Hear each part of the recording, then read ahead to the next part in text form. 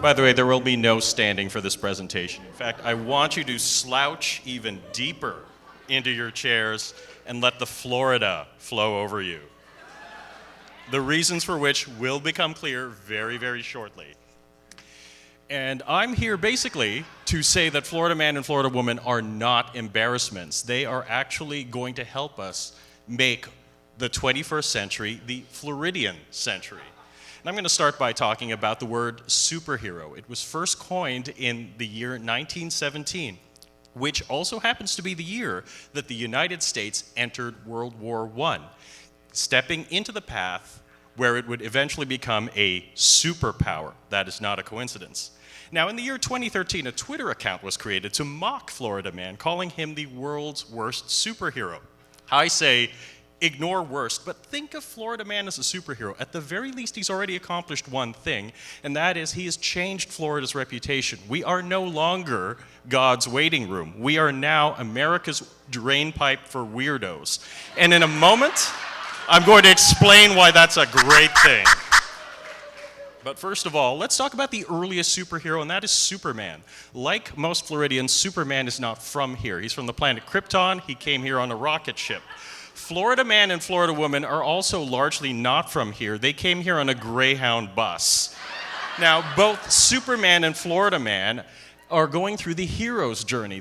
The only difference is that with Superman, we get to see the entire journey. With Florida man, we only see that moment of despair at the bottom because that's all we ever see in the news stories.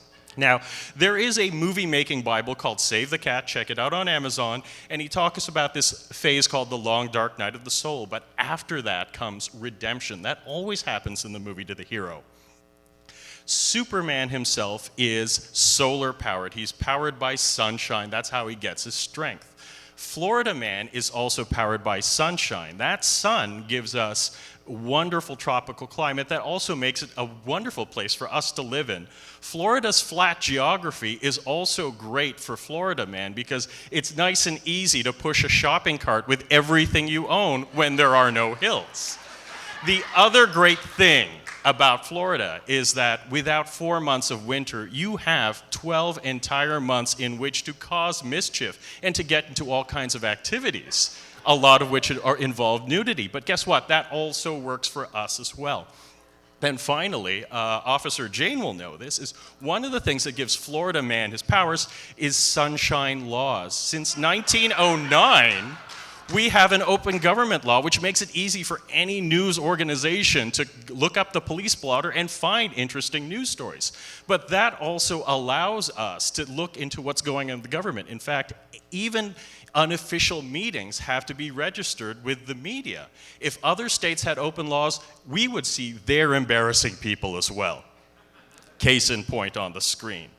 And then I'd like to talk about other states. There is a state, California, very successful, a lot of overlap with Florida. They have sun and oranges and Disney and the military and the aerospace industry and a fantastic natural resource called weirdos.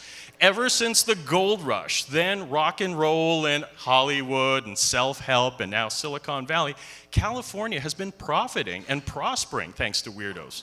There are communities all over now who are trying to brand themselves as weirdo-friendly. And you know why? Because weirdos are a very important part of the creative class, a concept brought to us by Dr. Richard Florida. See what I did there?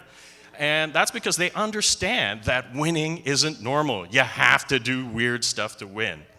Now, I need to talk about supervillains. If we have a superhero, we must therefore have supervillains. The interesting thing about supervillains is they're not all that different from the heroes.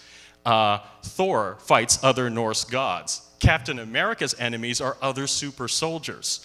Iron Man's enemies are other rich white guys. Florida man's enemy is somebody who embraces weirdness but makes better life choices. Which brings me to the point, who should Florida man's supervillains be? Somebody who does something not normal. Probably you. Normal is going home and watching TV. Weird is participating in community events like this. So here's the thing.